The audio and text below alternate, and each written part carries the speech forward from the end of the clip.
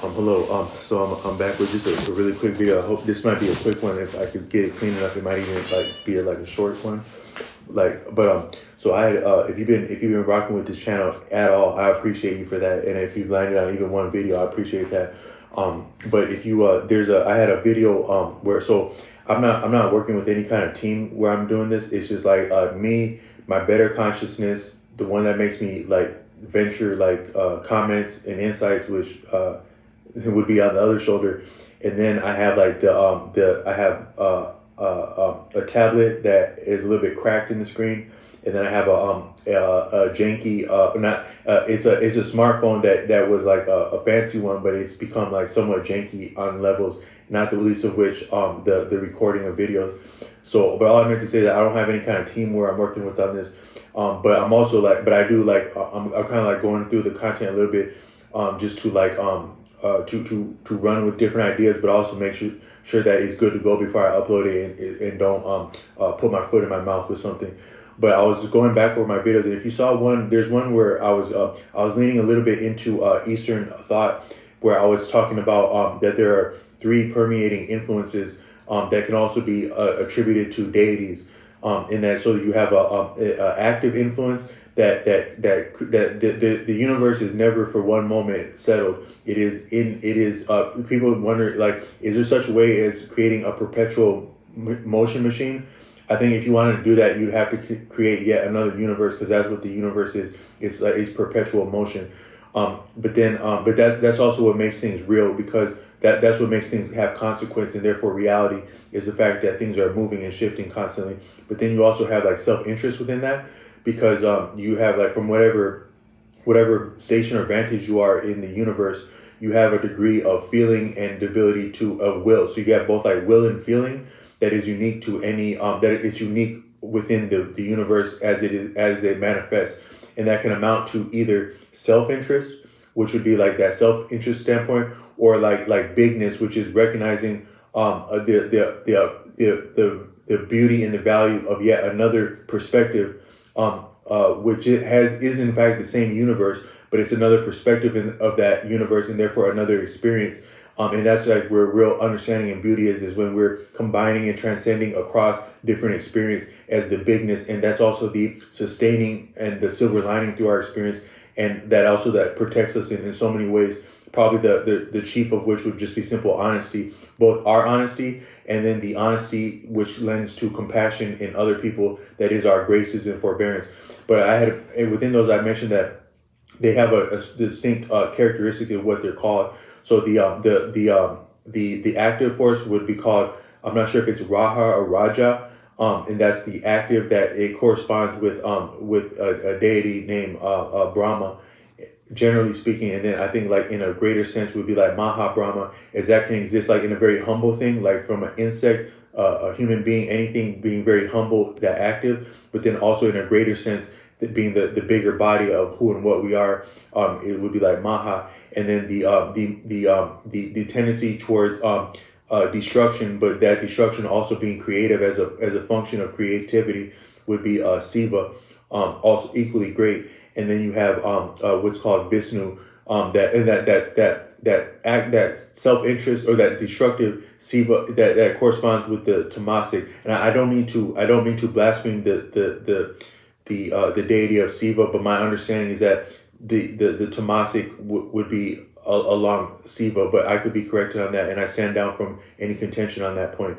But then you have, but I do know, I'm fairly certain with the Raja, with Brahma and Mahabrahma, and then the Satva, or that staying, that silver lining, that grace with Vishnu, which has been called our protector and benefactor, and that's also Satva. And I had struggled to reach for that distinction of that characteristic of experience Sattva in another video. But then in a recent video, and I hadn't put this correlation, I had reached that understanding around the context of Arthur Avalon, which Arthur Avalon talks about Eastern experiences generally, but he doesn't talk about the entire scope of Eastern thought. And sometimes there are concepts that he didn't lean into heavily in his works that I came across, such as like I think like Satori. So Satori is like, that's the name of enlightenment. But then you also have like you have nirvana is another word of nirvana, being like I think that you have like simple nirvana, which would be like when you're having cool vibes and you're actually having fun, would be like nirvana. But then you also have like maha nirvana, which is like an absolute total freedom and joy that is transcendent of light and dark, is nirvana. But then you also have what is it um mukti. Mukti is another word for freedom. So us human, all of beings can be called Hivan or Jivan, but then collectively, but also individually, there's each being, each creature, each soul is also Hivan or Jivan. But then you can have on like Hivan Mukti, which would be like the freedom of a particular being or soul. But I think that might equally be a small scale or a greater scale, being Hivan Mukti. But these three can be almost like they can be very similar.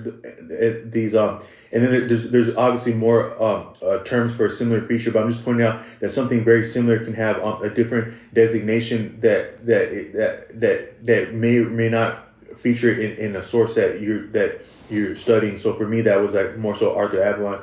But then I have also been heavily influenced by the works of Osho, the order, and he also draws from different traditions, and he doesn't have make any bones about that, because he says that as a human being, he is entitled to all that is right, fair, equitable, and true about the human experience, and therefore the traditions and paths and understandings of different paths, as they are shared in equitable and in suitable venues. He doesn't make bones about being inspired by different paths.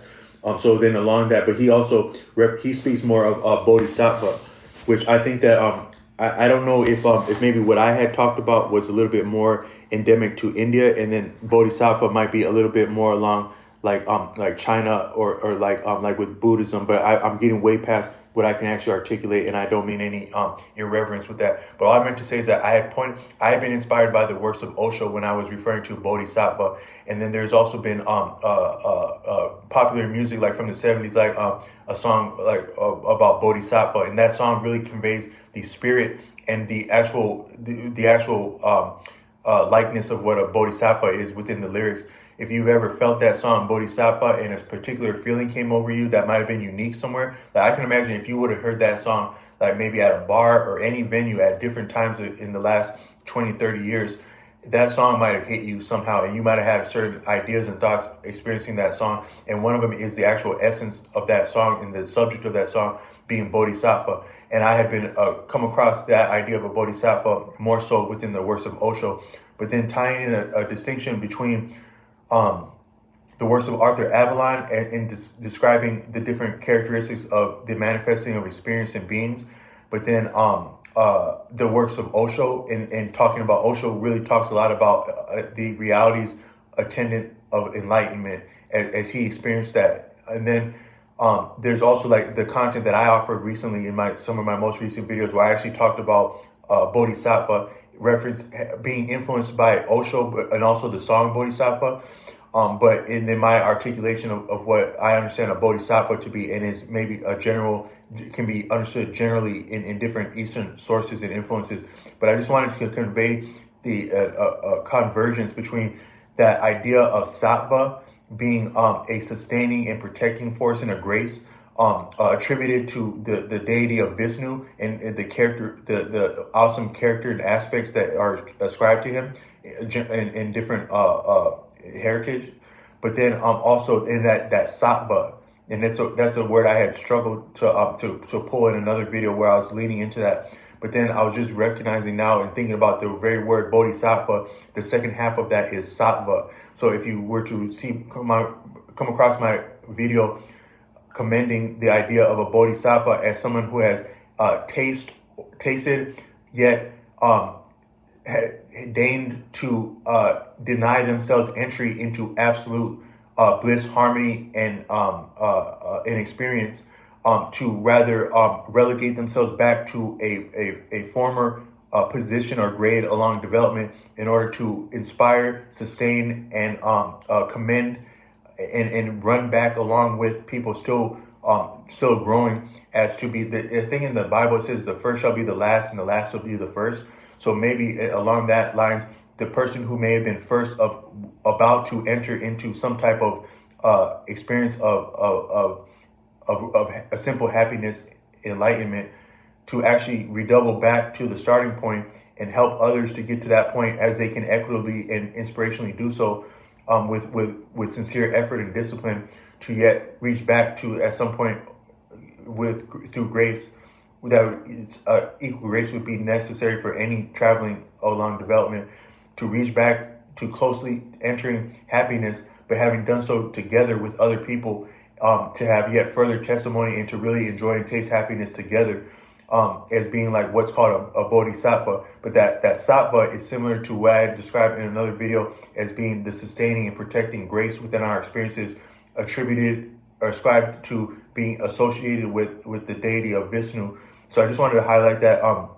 It's actually a connection I had made in reviewing this video that I hadn't made before, that idea of what the sattvic nature of the unfolding of experiences in any environment, being the bigness of recognizing oneself in another and therefore extending grace, while you have consequence / activity, but also self-interest intermingled in any experience, that bigness yet also being present and making reality viable. And then that being designated as a feature called Satva, which also is is part of the idea of a bodhisattva. And if you spend any time around like concepts, like Eastern concepts, like with Sanskrit, or maybe I would imagine like Chinese, like with Buddhists, a lot of the terms, like it might sound like big on the surface, like bodhisattva or maha nirvana. But if you actually do it, like the etymology is very potent in any language. And I think that's like the study of like the roots of words. And it's the same in another language, but it's also beautiful and inspiring in another language, where you have these beautiful concepts like maha and nirvana, which are like greatness and freedom or happiness. And then you combine them, and then they get yet more beautiful as you combine what had already been beautiful words. But they're also they're not arbitrary. There's the more you familiarize yourself with that vernacular, you can start to make associations and even get through a text. Like I mentioned how difficult it can be to get through some of the works of Arthur Avalon without that background of exposure. And it's a lot about that, like about making connections between different words that have deep and solemn spiritual meaning, and then also having a vocabulary that gives you facility to understand very deep and subtle properties of experience that can be experienced by all people. Because some of what I'm referring to as like approaching high understanding and happiness in a faith setting, no less than in proximity to worship, I experienced that in a more like in a Western or to be frank, a Christian setting. But I didn't have a vocabulary to understand that, or even attempt to communicate something along the lines of what I was experiencing at that point. But then being humbling myself through recognizing the beauty in another tradition and faith, I actually approached a humble vocabulary of certain aspects of that other faith that could allow me to both manage my understanding of my own experience, but also one day enunciate and convey that. Because I think that's the greater blessing, is that enlightenment and happiness is the greatest blessing, but the universe is unlimited. So if we were to take that even higher, would be to enunciate and therefore share that with others. And then part of that is gaining a vocabulary, and not the least of which from other cultures. So extending respect with this, to be in the best sense the farthest thing from appropriation, but yet what could look like appropriation. So I just wanted to point out that connection I made between the actual what I have learned to be the essence of a bodhisattva, and can be felt in songs such as the very song Bodhisattva. I think that might have been Steely Dan. But then, and they were already embracing Eastern influences at that point, not the least of which stemming from the influence and the awesomeness of some of the hippie movement that was opening and becoming open-minded to other cultures, that really ushered in a little bit of naturalness and coolness that might be what we were experiencing in the works of, I think it's Steely Dan, when we hear that song. But we can feel that song, and I just meant to say that just drawing a connection between how I understand that word what that word might be felt in that song, but then the suffix or the second half of that word being sattva, and then corresponding that with sattva, as I have come across in the works of Arthur Avalon, as being something that protects us and inspires us, is sattva, both in sattva itself and in a bodhisattva. But I hope this is inspirational, and I'm talking kind of heavy with this, um, but it's one love. If we have any license for, they talk about different licenses and stuff like that, and what you can and can't say, but if we appreciate that we all are loved by, we, to quote the great Arthur Avalon, each person and thing in this life is dear to something or someone else. So from that standpoint, there's one love because we all love and we are all loved. Peace.